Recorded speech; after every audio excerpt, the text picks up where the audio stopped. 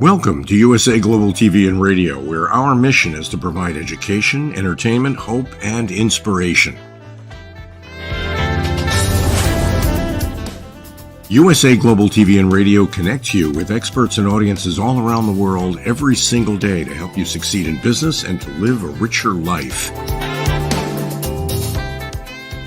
Visit us at usaglobaltv.com to learn about career and life-changing training and mentoring programs like the Listening Mentor. Subscribe to our newsletter to stay informed about our special programs and offers. Discover how you can become a guest on one of our shows or a host or producer of a USA Global TV and Radio show of your very own. That's USA Global TV and Radio, where the doctor is always in.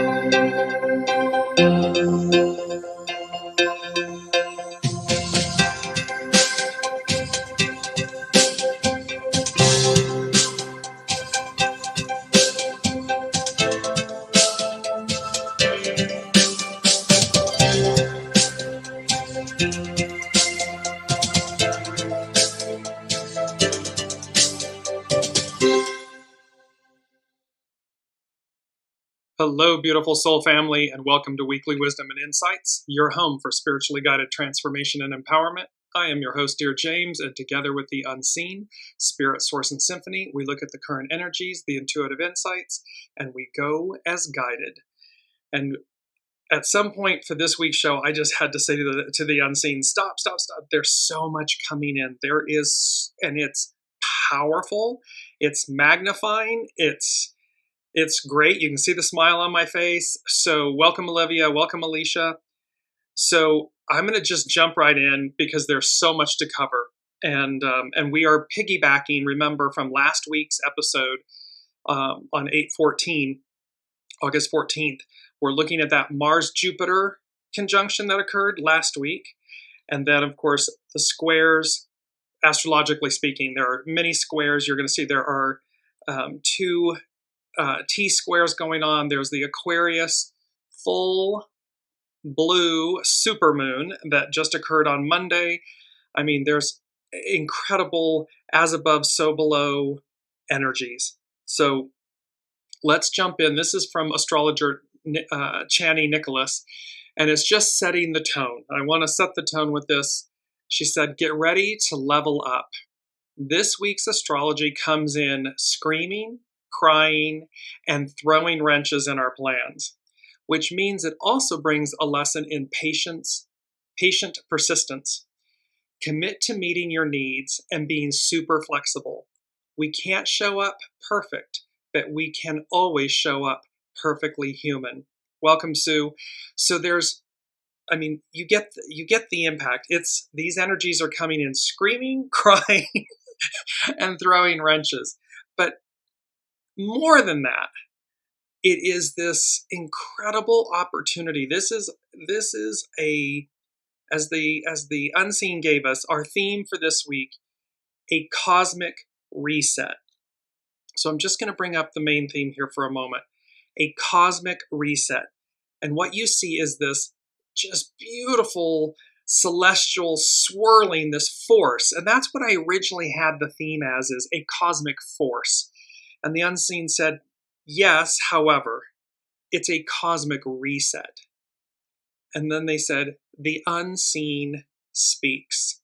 And so this cosmic swirling, vibrant, radiating colors of the rainbow, and they're electric.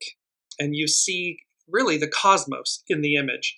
So it's a cosmic reset. It's a cosmic force, but it's a cosmic reset. And why is that so? We're going to jump to the actual astrological chart. I want you to see in the center of the chart, this is the horary chart for the Aquarius full blue supermoon. It's one of 4 blue moons, supermoons, that's occurring this year. In the center the inner circle, you see two red triangles. Those denote T-squares, and one of the red triangles denotes a fixed T-square, meaning it's in fixed signs, Aquarius, Taurus, and Virgo. Pardon me, not Virgo, Leo. And then the other one is mutable. So we have this incredible these overlapping T-squares. T-squares denote friction, energy that must be released, that will be released. And so right off the bat, so we're playing with this image. I'm going to bring this up quite a bit throughout the show. Double T-squares, one fixed in fixed signs, one in mutable signs. They incorporate 8 planets. Then you'll see as well the blue. There's a blue triangle and a blue line. Those represent trines and positive aspects. And they then bring in Pluto and Neptune. So literally all the planets are involved. And astrologically speaking, I'm shifting screens here for a moment to show you, on the 18th, the Sun and Mercury have their cazimi. On the 19th, we have the full blue supermoon. We have the double T-squares that I've been talking about. And what the universe said, the unseen said, was double Dutch yow. Like these two T-squares is a double Dutch yow. And remember, we had double Dutch a few episodes ago. And it says, a history of the game written by David A. Walker, the founder of the sport, traces the probable origins to ancient Phoenician, Egyptian, and Chinese rope makers. They plied their craft at rope walks, spaces 900 feet or more in length, usually near seaports. With a bunch of hemp around their waists and 2 strands attached to the wheel, the rope makers walked backwards, twisting the rope into uniformity. As the runners traveled the cluttered floor, supplying the spinners with hemp, they had to jump the twisting rope. To make their deliveries, they needed quick feet, lithe bodies, and good eye perception. Double Dutch. It's double Dutch jump rope. These double T-squares on an Aquarius, full moon, supermoon, blue moon. And so there's an act. There's an act of Congress going on. Congress, as above, so below, but in the heavens, an act of Congress, an act of the unseen, just pouring forth change. This weaving, this twisting and weaving to bring about deliverance, advance. And of course, we've been talking about this since we began. This was all in November of 2021. It was about the return of the divine feminine. And so we've been talking about this. Now, along with double Dutch yow goes reality check - new reality. So these energies are heightened, magnified. They are going to create a reality check along with a new reality. And last but not least, I saw this and it just clicked, and it said, legends unite. So legends coming together. So when we look again at this astrological chart, look at the heavy hitters, look at the players involved in these 2 T-squares. Uranus, Jupiter, Mars, the Sun, Mercury, Venus, the Moon, Saturn. I mean, heavy hitters in these 2 T-squares, legends. And then with, again, the trines and the sextiles in the blue, the other 2 heavy hitters, Pluto and Neptune. I mean, everyone's involved is the point here. Everyone's involved. And the first thing that the unseen said, and I'm bringing up this beautiful image, they said, tipping the scales of democracy, liberty, freedom forward. And here you have this beautiful image of Lady Justice blindfolded, because truth and justice, it's something we know. It's something innate in us. It is not manufactured. It is authentic. So, of course, the image of Lady Justice, she's blindfolded, because justice, in that sense, reveals. And then they're tipping the scales of democracy, liberty, freedom forward. So the unseen, the powers that be, the legends uniting, are tipping the scales of democracy and liberty and freedom forward. Remember, all of this is coinciding. Last week on the 14th, this week on the 19th, all of this is culminating and coinciding with the Democratic National Convention, where their nominee is a woman. And so you're going to see, we're going to bring in some of the Astrology by Lauren in a moment, just setting the stage. With all of these energies from last week, so main theme last week, a potent moment in time. And potent, having great power, influence, and effect. And moment in time, the exact instance when something occurs, or a snapshot of a particular situation or event. So we've got this week we've got a cosmic force, the unseen speaks, a cosmic reset. See, the force, the reset, a cosmic reset. And then last week, a potent moment in time. Make no mistake, this is a very potent moment in time. And remember that they said that we would be able to look back, because we had, with the astrological influences, double Dutch Yow, reality check, new reality, legends unite, and literally as above, so below. Look at the legends uniting at the DNC. Current president, two former presidents, former first ladies. There's these legends unite.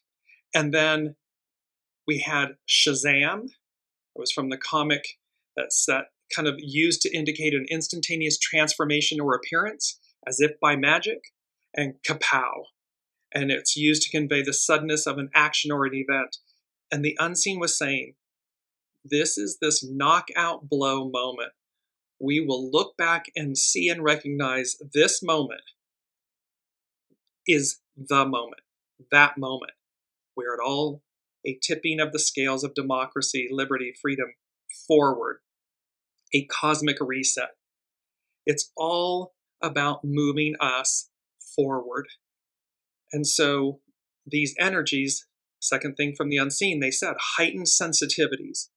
You are absolutely going to feel it. You're going to feel these energies. Welcome, Gate Girl. You're going to absolutely feel these energies. And so it is something, a note that they're saying, heightened sensitivities, you're absolutely going to feel it.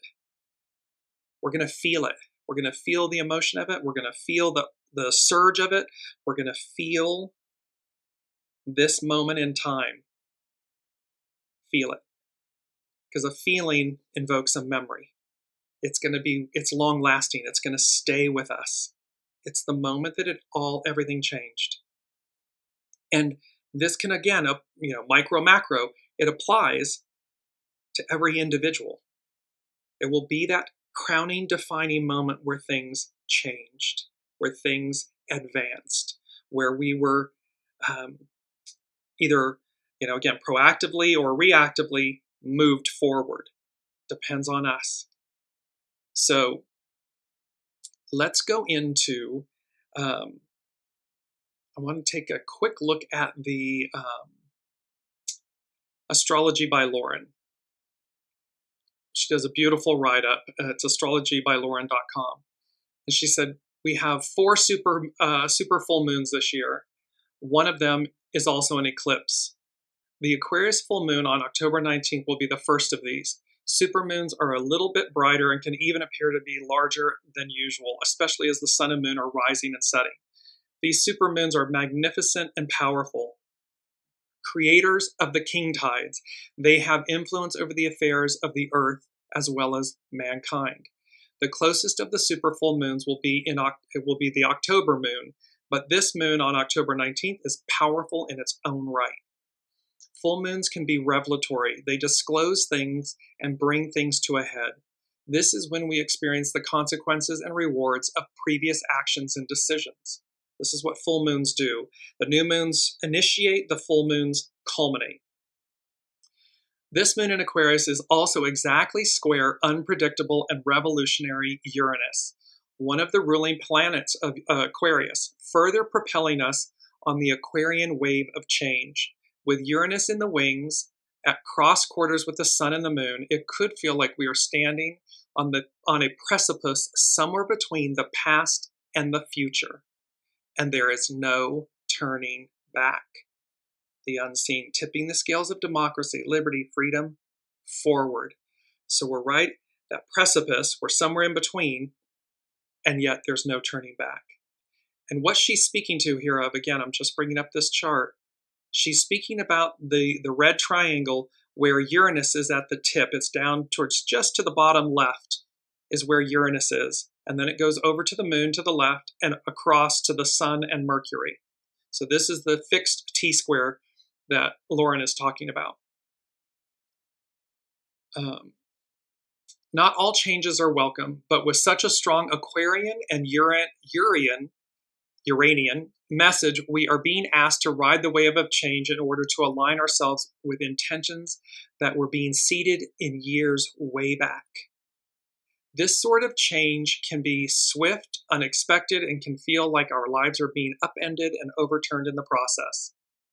I mean, legends unite. Everything's just, it's powerful energies. I just keep laughing. But know that even when it can feel like chaos, the ultimate goals lean towards the Aquarius ideals being seeded. First, with the great conjunction between Jupiter and Saturn at 0 degrees of Aquarius in 2020, and the ingress of Pluto in Aquarius. So we're harking back to the Jupiter and Saturn conjunction, this great conjunction that we covered regarding in 2020. And then Pluto ingressing into Aquarius, not since the French, American, and Industrial Revolutions. Big change.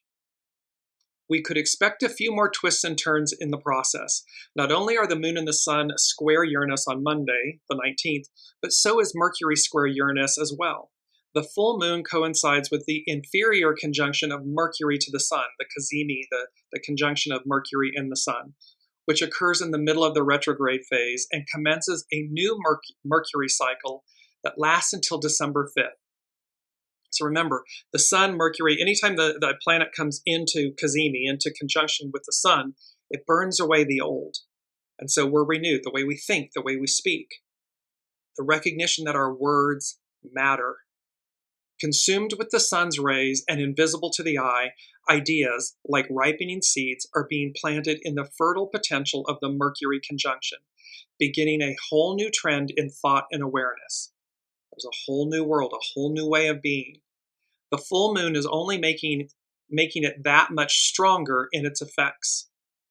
And as Mercury makes its conjunction to the sun, it is also making the second of its 3 squares to Uranus. Squares create friction. It's pent-up energy that must be released. The first occurred at the previous full moon on July 21st. This was when President Biden withdrew his candidacy for the next presidential election, seamlessly handing it over to Vice President Harris. Mercury-Uranus weather is unpredictable, surprising, and riddled with all sorts of extraordinary twists and turns. Interestingly, the second square and the full moon on Monday coincides with the Democratic National Convention, in which Vice President Harris's candidacy will be formally confirmed.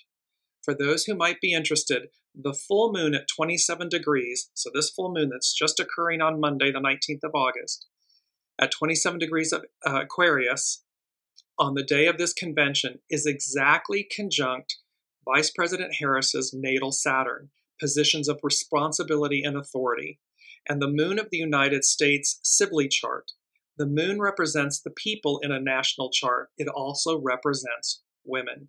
So this degree, this 27 degrees, is exactly mirroring, it's transiting the exact degrees in the United States' birth chart, natal chart, Sibley chart. So on the same day, in our own lives, we should also be prepared for sudden twists and turns. No matter where you are, plans can change, circumstances change, and it would not be surprising if you find yourself at a juncture in which you are adjusting to sudden recent changes, are becoming aware of changes that are being made, or are preparing for changes that are going to occur in the future. You keep hearing the word change, future, forward, advance, unexpected, micro, personal lives, individual lives, macro, the whole of the whole. On the same day as the full moon, Jupiter and Saturn perfect the first of 3 squares. This is important for so many reasons. So these legends uniting. For this is the first test to the great conjunction of 2020, when Jupiter and Saturn were exactly conjunct at 0 degrees of Aquarius. And remember, the anaretic degree, the 29th degree in astrology, and the 0 degree, very powerful degrees. Whatever seeds were being sown with the great conjunction, whatever new paradigms were needing to be initiated, the first open square is a time of opposing factions trying to achieve some sort of balance. At first, it will present as conflict. So there's 2 different visions, 2 different ideals, 2 different ways, one moving forward, the other one wanting to move backward. So it presents this open conflict. Conflict between the expansive nature of Jupiter to have the freedom to grow beyond its previous limits versus the consolidating and limiting nature of Saturn, which aims to protect and conserve. In many ways, this is a transit of contradiction. Jupiter in Gemini says yes to everything. Remember that, go, go, go. And Saturn in Pisces tells us that that is impossible. And yet out of this conflict, a plan is gradually going to come together, honed with time, compromise, and resolution. In our own lives, we may find ourselves waffling back and forth and feeling indecisive about certain outcomes. Perhaps in some ways you are feeling stuck, but are taunted by the possibilities of a new vision for the future that the Jupiter-Uranus conjunction was trying to seed way back in April of 2024. This push-pull, this back and forth, this knowing that there's change, that we need to make change in our individual lives. And yet, the uncertainty of it, the awaiting the arrival of it, to be proactive and not reactive, all of these energies. Jupiter-Uranus was trying to inspire us with a vision back in April. The Jupiter-Saturn squares can show us the obstacles that are needing to be overcome in order to make that vision a closer and more achievable reality. So here we were teed up for these awarenesses, these energies, in April of 2024. Now we're coming into the moment. Mercury's going to go direct at the end of August. These T-squares are going to force the issues. They're open, so they're going to open up the way through, the way to. There are 3 of these squares. This one on August 19th, another when Jupiter is retrograde on December 24th, and the last will be in June of 2025, when Jupiter is in Cancer and Saturn is in Aries. This represents a period of crises and transition filled with restlessness and inner conflict. We know some sort of change is well nigh due, but making that a closer reality will require some major shifting around in order to make that so. So we're being faced with all of this change, challenge, opportunity to advance, opportunity to change, opportunity to release the past to receive the present future. And the only thing that will prevent that from happening is fear. It will be you. It will be an inside job. It will be fear. And yet, tipping the scales of democracy, liberty, freedom forward. These heightened sensitivities, you're absolutely going to feel it. Because It's calling us forward. The energies are imploring us forward. There is greatness ahead of us. We have experienced greatness behind us. However, that's where we experienced it in the past.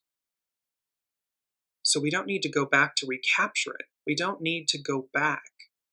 We go forward to receive our greatness anew. There's newness available. Lauren concludes, last week, Mars conjunct Jupiter was activating the Jupiter-Saturn square. This week, Venus in Virgo comes into the picture, forming a pretty significant T-square in the mutable signs of Virgo, Venus, Gemini, Jupiter, and Pisces, Saturn.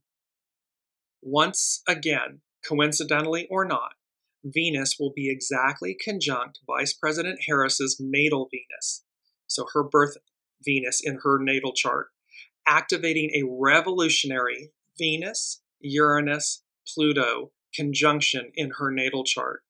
This is the sort of conjunction that breaks glass ceilings, a reference to Hillary Clinton talking about all of the thousands of cracks that were put in the glass ceiling. It changes paradigms and can even revolutionize the roles of women in society. Vice President Harris has a lot weighing on her shoulders this week, and we're all going along for the ride in our own lives as well. And she concludes with this quote from King Whitney Jr. Change has a considerable psychological impact on the human mind. To the fearful, it is threatening because it means that things may get worse, that things are changing. To the hopeful, it is encouraging because things may get better. To the confident, it is inspiring because the challenge exists to make things better. It's an opportunity. So these energies, these double T squares that are occurring now, they're going to play out.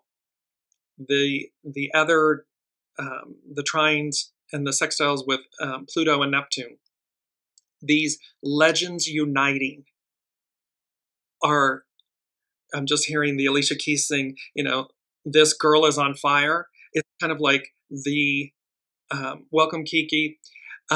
These energies are on fire. And so we have, and why? Because legends unite. As above, so below. I did just a post recently. This came from tarot.com. Wellness often requires a certain amount of surrender. Surrendering the past, surrendering what no longer serves us, surrendering fears, insecurities, lack, surrender, so as to be the most empowered.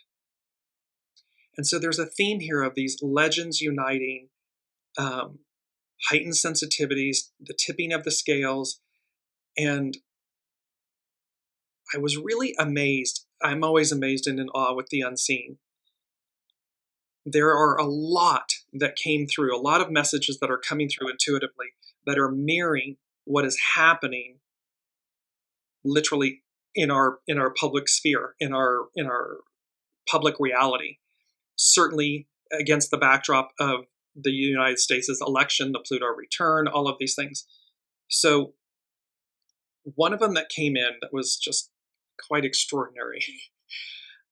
And I'm going to bring up this image. And I heard the unseen say, it's number 3, and they said, mirror, mirror on the wall, who's the fairest of them all? And of course, this is from Snow White and the Seven Dwarfs. It is the evil queen, if you will, asking the mirror. And fairest can mean in reference to beauty, who's the fairest of them all. But it can also mean who's the fairest, meaning who's good, who is good in the land. And so there was this beautiful, and what was so interesting, this is where, life as above, so below, and life imitating art and so forth. And in the headlines, of course, one candidate remarking that others were saying that about the other candidate's beauty. And this candidate saying, I'm far more beautiful than she.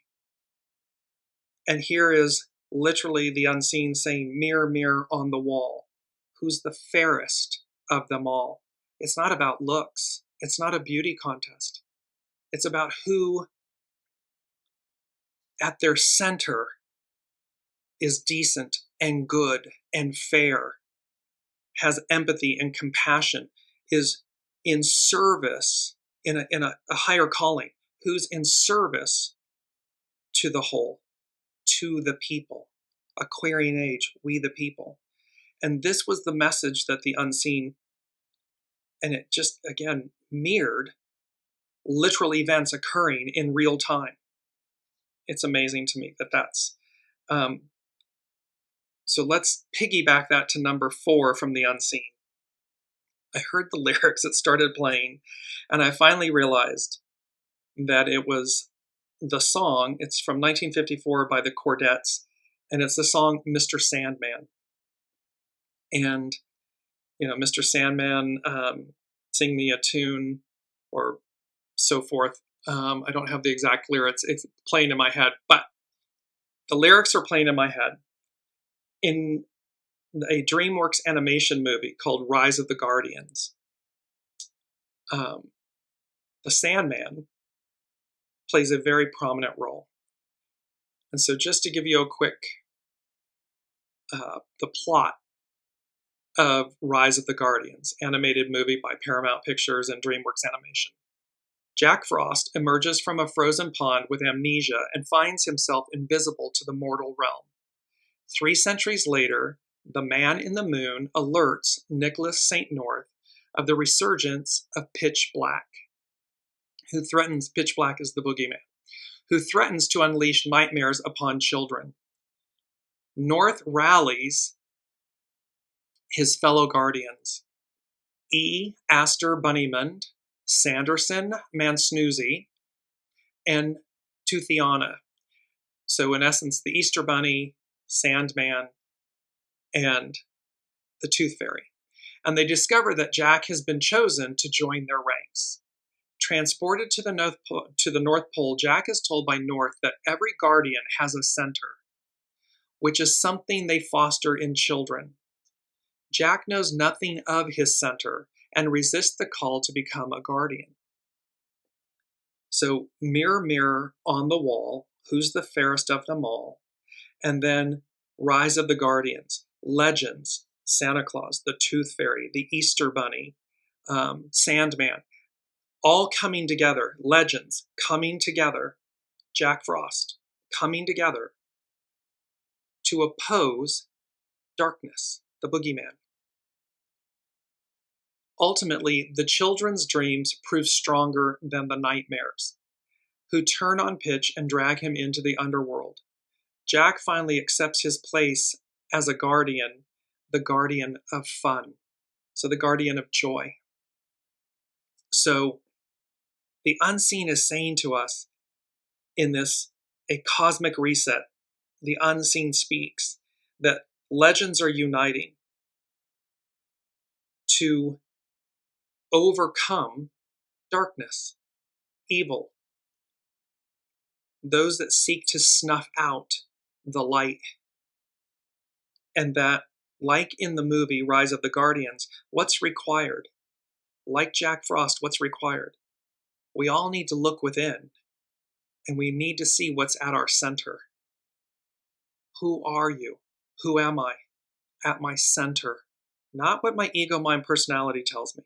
Not what society tells me, or the masks, the identities, the labels, the scripts, the stories that I've told myself. Soul source connection, my soul. What's at my center? Because it's a beautiful quote, your character is your fate. So what's at your center determines your experience. And this is what's on offer. And it's beautiful that the unseen is giving us 2 Yes, Kiki Law, legends gathered in Chicago. Exactly. This is literally everything as above, so below. It is literally, this moment in time is literally mirroring the Democratic National Convention. And you can't make it up if you try. You just can't. The timing of it, the revisiting during a Mercury retrograde. Put an RE in front of it during Mercury retrograde. So it's to revisit, relook at, reimagine, renew. It's all of these things coming together with these powerful T-squares. And I just want to bring up for a moment the actual, I'm going to share my screen really quickly with you all and just show you this. Look at the magnitude. This is the Aquarius full blue supermoon astrology chart. And here's the magnitude of these two, one mutable, one fixed T-squares in red, the sextiles and trines in blue, invoking every heavy hitter above. Pluto, Moon, Saturn, Neptune, Uranus, Jupiter, Mars, Mercury, Venus, the Sun. I mean, it's all of them. All in. All coming together to move us forward, to tip the scales of democracy forward. And here's that beautiful image again. Because again, justice is blind, meaning it speaks for itself. The truth speaks for itself. What's in your center? What's in your heart? What do you know to be true? Now, when all is said and done, the unseen gave us number 5, and 5 denotes change. And I heard the song, the lyrics, I can see clearly now, the rain is gone, which means that these energies from last week, the Mars-Jupiter conjunction, all of these squares, these double T squares, all of this, the Aquarius, it's an Aquarian full blue supermoon, all of these energies are going to clear away the cobwebs. They're saying the clear away the cobwebs and the sorrows. It's a song. It's another song playing in my head. I can see clearly now, the rain is gone. It's by Johnny Nash. So this is, it's not only what's on offer, it's what's happening. It is absolutely what's happening, what's occurring. And again, you're seeing people at the DNC that used to be affiliated with the opposition, with a different movement and so forth. And they're literally saying, when I stepped away from the vacuum, I could see clearly now. I could see where I was sucked in, wrong. So think of, again, Rise of the Guardians, Pitch Black, and how, because in the movie, he's snuffing out all of the hope, all of the light, all of the joy, all of the faith, all of the love. And what was required? They all had to go back to their center. They all had to look. Jack Frost had to look. Jamie, who is a main character in the movie, had to look. He was the lone holdout. But it only took one to restore the light. Because that faith and that hope and that determination rippled out. And so this is what is on offer at this moment. Now, number 6, and we've had this before, however, it was number 6, it denotes spirit and service, and the unseen said, and it is our mantra. So it's both our mantra and it's what the unseen said. And here's the image. The statement is, peace be with you. And you see this beautiful image because the color of these energies is pink. The unseen was very clear. The energies are pink. And in the image, you see all of these birds, kind of purpley horizon and so forth, and then pink sky with all of these birds. Birds denote spirit, the unseen speaking, communicating with us. So here, our mantra, peace be with you. It's number 6 from the Unseen, peace be with you. This is by Bethany Barrett on BibleStudyTools.com. And she said, the Gospels record the visits Master Jesus made to many people after the resurrection, including 1 to 11 of his disciples. There he said many things to them, including the phrase, peace be with you. He repeated this phrase several times. It was a common greeting among the Hebrew people during that period of history, but it also had significance when Master Jesus said it after the resurrection. He was both greeting his friends and encouraging them that God's peace would be with them at all times. The Hebrew word that was commonly used for this greeting and is still used today is shalom, which is often used for hello and goodbye. The chapter commonly organized in the Bible as John 20 recounts the resurrection of Master Jesus after he died on the cross for the sins of the world, and several of his appearances to his followers. The passage where the phrase is found 3 times is when he makes himself known to his disciples, including the 11 remaining who were most close to him. The Bible recounts he first said it as a greeting. He issued it both as a greeting, but probably to assure them as well. During his first encounter, he entered a room despite the doors being locked. That statement, he entered a room despite the doors being locked. He, Master Jesus, after the crucifixion, the resurrection. The point here, peace be with you, is that the unseen God, Allah, Buddha, the all that is, the Father, is always with us. And the proof of that is that the doors were locked. So where our lives, where our ego, mind, and personality, we may be shut off, doors are locked, no entry. The Father is still with us. The Holy Spirit is still with us. Your soul source connection is still with you. It's still with us. It can never be extrapolated from us. Never. It cannot happen. So he entered a room despite the doors being locked. On the evening of that day, the first day of the week, the doors being locked where the disciples were for fear of the Jews, Jesus came and stood among them and said to them, peace be with you. To show them he was himself, and probably to calm them down, he showed them his nail-pierced hands and side and the scars he still bore. The second time he said it, he began instituting the Great Commission and did an act which was the precursor to Pentecost. At Pentecost, you see the images, they're gathered, and baptism by fire, illumination, the flames, the Holy Spirit descending upon them in Pentecost, and it illuminates, it expands them, it awakens their divinity. When Master Jesus had said this, he showed them his hands and his side. Then the disciples were glad when they saw the Lord. Jesus said to them again, peace be with you. As the Father has sent me, even so I am sending you. And when he said this, he breathed on them and said to them, receive the Holy Spirit. When Jesus said, peace be with you, in that second time, he more than likely was indicating the Father's peace was going to be with them in a more permanent and sustainable way after he ascended.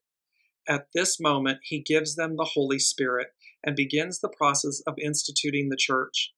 This moment did not formally give every believer the Holy Spirit, just the disciples present in the room. However, it did empower the ones there to begin acting in his name. The Holy Spirit is also called the Comforter in many translations of the Bible into English, because it is God's permanent presence in the believer bringing peace. This is to say, peace be with you. It's our mantra, and remember that last week's mantra was, I rise like the phoenix unencumbered. And I literally just saw a hat on one of the third-party entities, again, against the backdrop of the US election. camouflage hat with the word that says unencumbered. It's on behalf of, I believe, the Lincoln Project, on behalf of the DNC and so forth. So again, there's this aspect here, and this is not none of this is political.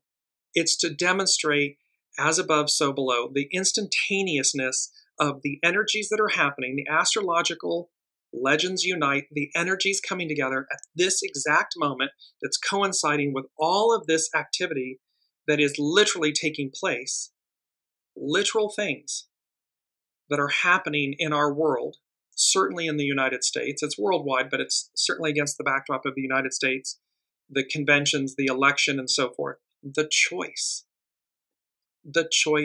before us,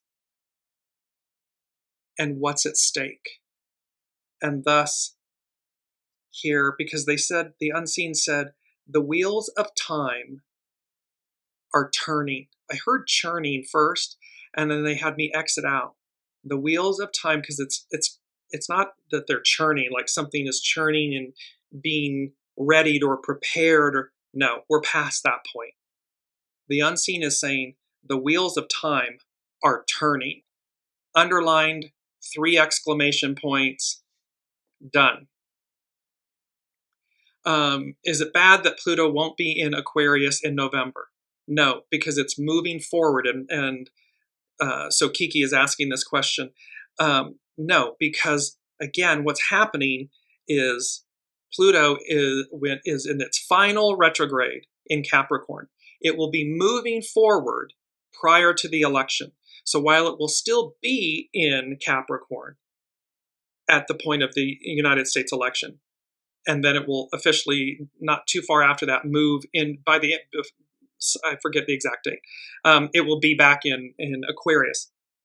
However, the point being is that all of this, the reason it's going back is to finish up business. It is the mandrakes from Harry Potter. We are being transplanted. We are being taken from, let's say, an original pot or a small pot and being uprooted, where they're shaking the roots. Pluto is going back into Capricorn to finish up business before we officially move the next 20 years, 20 plus years. Pluto will be in Aquarius. Now, it doesn't mean that just because we've arrived that everything is easy, it's easy street. No, there's going to be this period of taking root. We're being transplanted into a bigger pot to expand, to advance, to move forward. But like if anybody's planting, working in a garden, pots and so forth, there's a period of time when you transplant the pot from the store to the permanent one that, you kind of see the plant maybe looks a little wilty or a little bit, shaky until it receives its vibrance, until it acclimates to its new home. And then, of course, with proper care, consciousness and care and attention and so forth, it thrives. It lives, it grows, and then it can go and it can be, repotted from there into an actual garden or whatever it may be. But that's a natural progression. And so it's not a bad thing that Pluto is not in Aquarius at this time, because it's finishing Legends Unite. It's finishing up business. It's ensuring our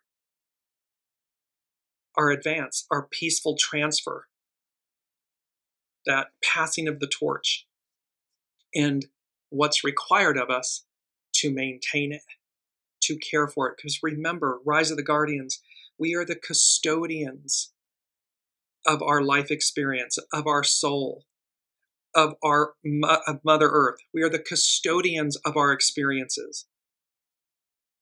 So they are in our care.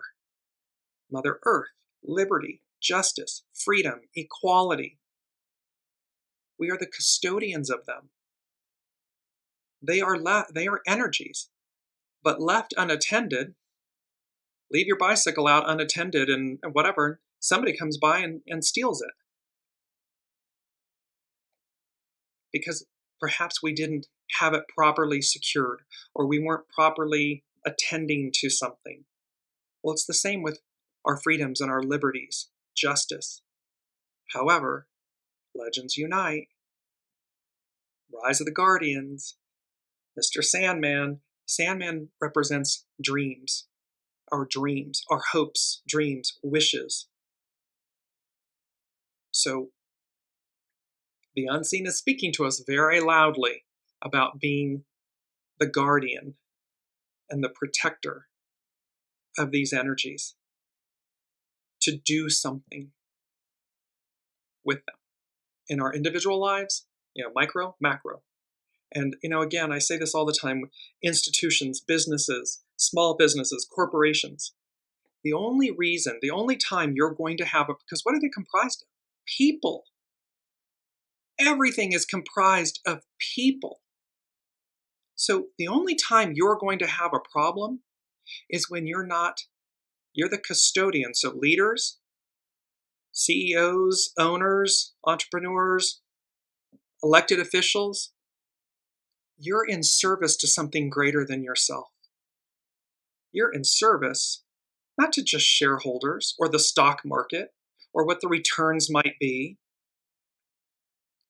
You're the custodian of all of the souls, the humans, the souls that comprise your entity, your organization. What are you doing with them? Are you inspiring them? Are you lifting them up? Are you demonstrating their value and their equality, their significance? Or are you snuffing them? Are you churning and burning? Are you snuffing them out? Are you discarding them? Because again, your character is your fate. So don't be surprised when things go south and people leave and there's,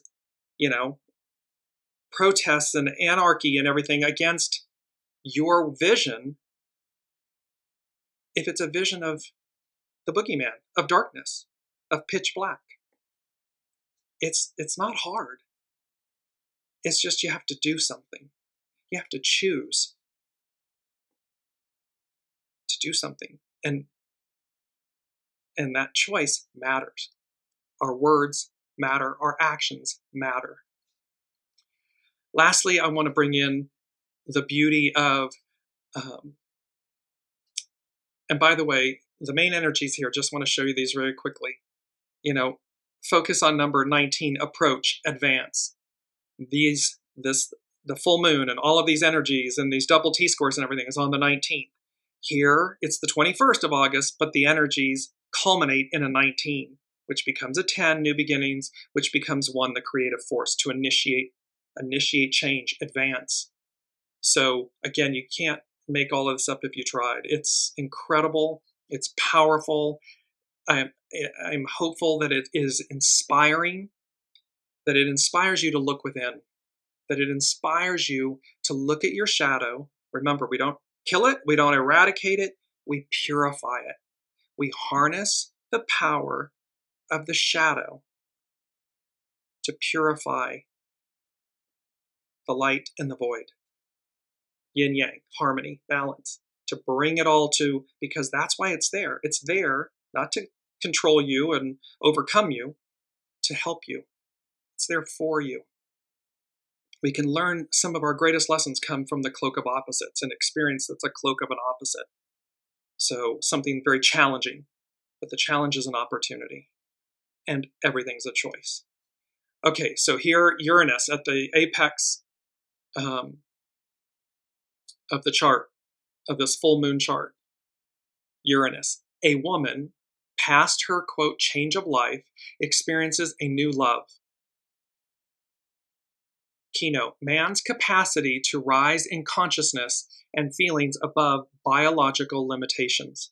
Again, it's been recently in the headlines. Can't make this up.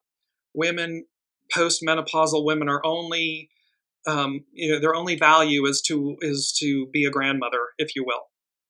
So a woman past her change of life, the Democratic candidate is a woman past her change of life, experiences a new love. Man's capacity to rise in consciousness and feelings above biological limitations. Whenever this stage is brought to a person's consciousness, the indication is that he or she should freely open his or her mind to the possibility of new beginnings. Ideally, the new beginning should imply a more mature response to the new possibility of experience. So it's about new beginnings. It's about possibility. It's about maturity. It's about value beyond a moment in life where virility, if you will, meaning childbearing years, whether it's male or female. Look at President Joe Biden. Ageism. Is there still value? Is there still honor and value and integrity and decency on offer past a certain age? Of course there is. And this also, the passing of the torch from one generation to another, reinforces new beginnings. It's cyclical. Our lives, generations, they're cyclical. And so one releases from Piscean patriarchal era to Aquarian matriarchal era. There is a handoff, a torch being passed. That's what's occurring here.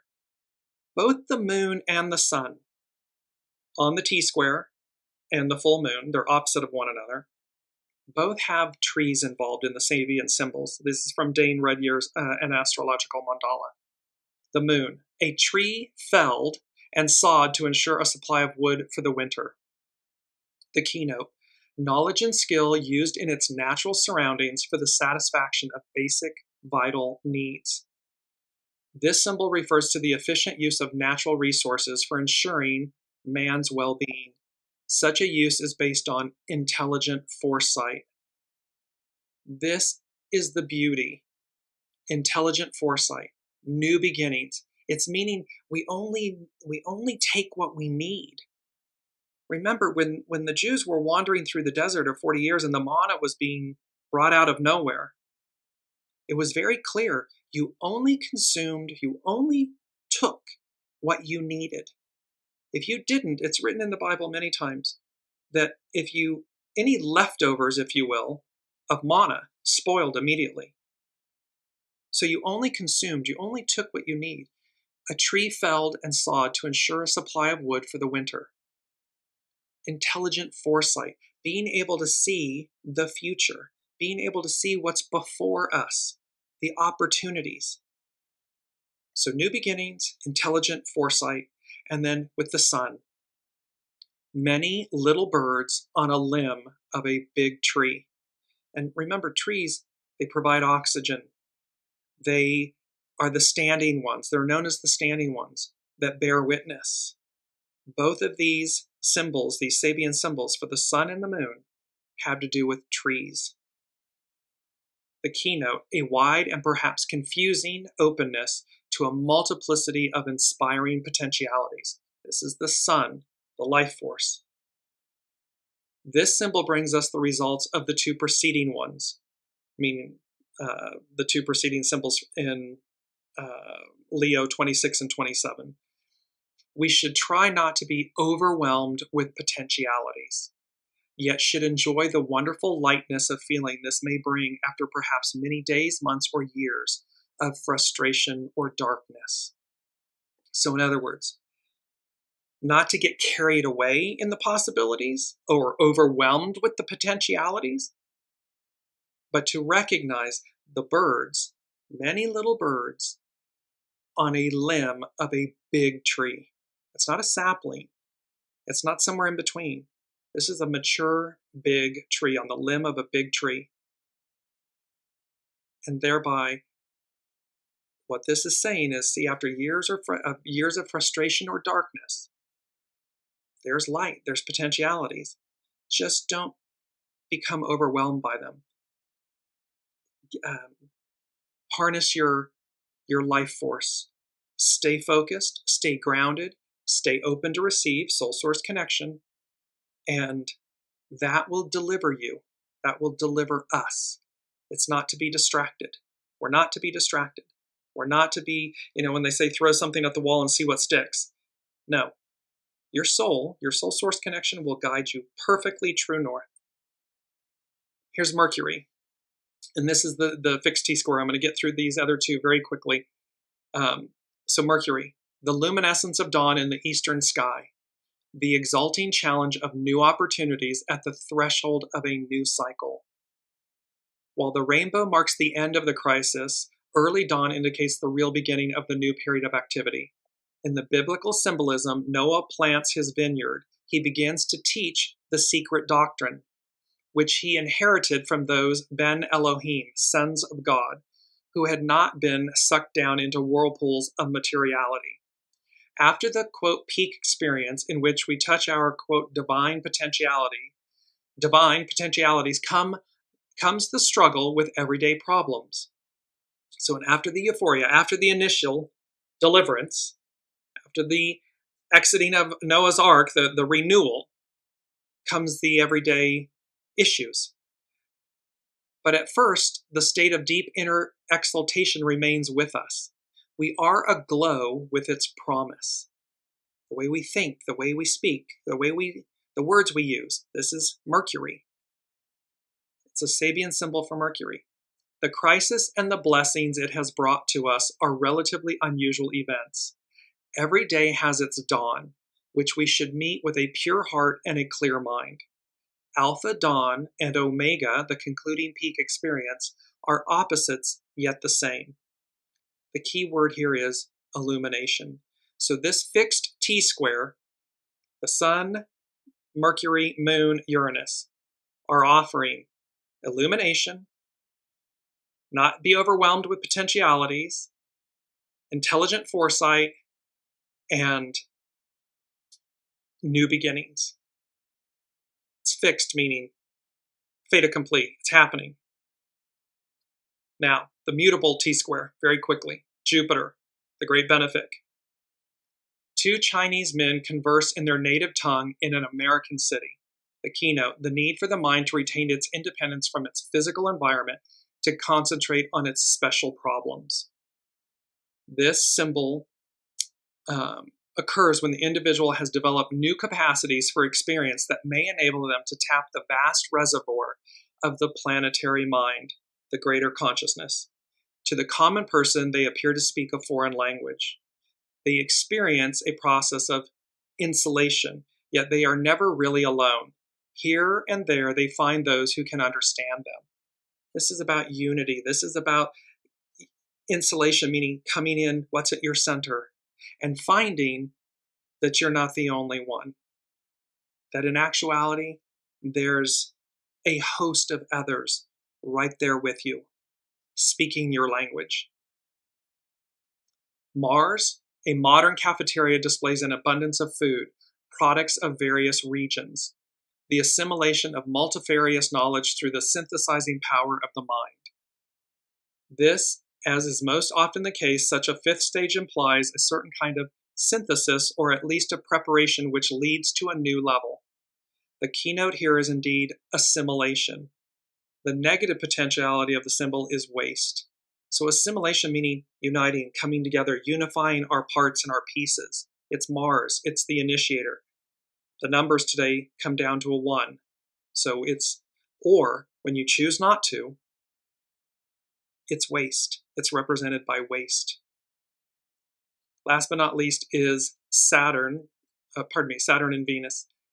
In a gigantic tent, this is Saturn, in a gigantic tent, villagers witness a spectacular performance.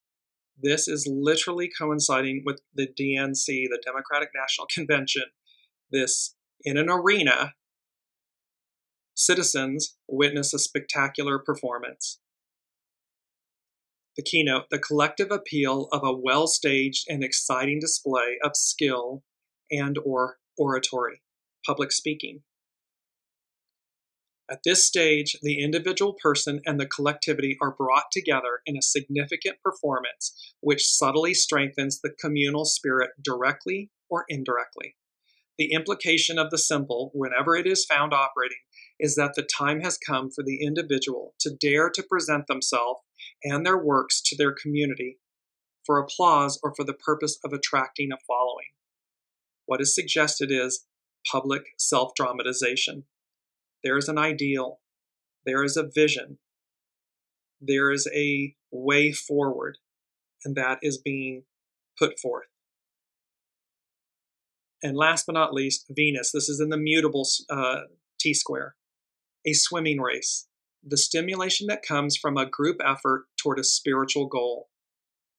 When man has become an expert swimmer, they have symbolically learned how to operate in a new element. This element, water, represents the ever-flowing stream of psychic energy and, in a sense at least, the astral world, soul source connection.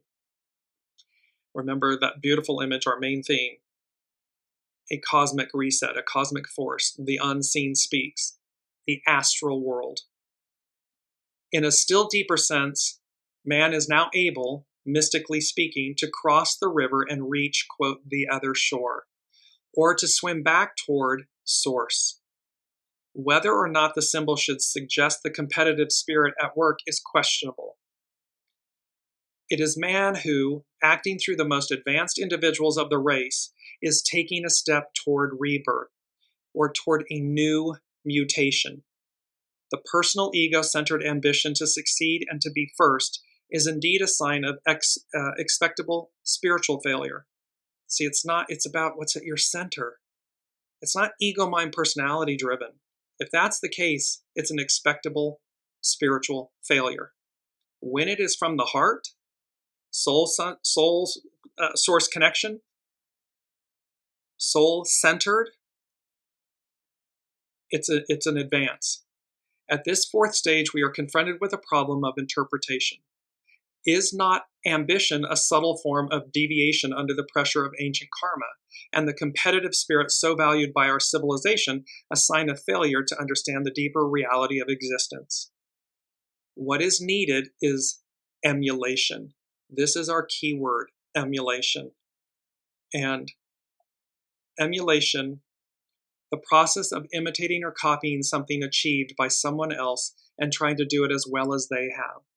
The ambition or endeavor to equal or excel others, as in achievement. The point here is, again, you can't fake authenticity, heart, empathy, compassion, truth. You can't fake those qualities. They're real. They speak for themselves. They speak with no words. They're demonstrated. And so this keyword of emulation, along with the SABIAN symbol, which is Venus, that demonstrates Venus, the divine feminine. So in essence, you can't fake the divine feminine. Nourishment, love, intuition, all of these wonderful traits that the divine feminine aspect within all of us represents. So it's either present and real within us, within you, or, and that again, business, corporation, government, institution, or it's not. It's self-evident. So we're going to close with these two quotes, and they come from hexagram 19, and I will post this because we're running over, so I just want to get to the actual images and quotes. The first one: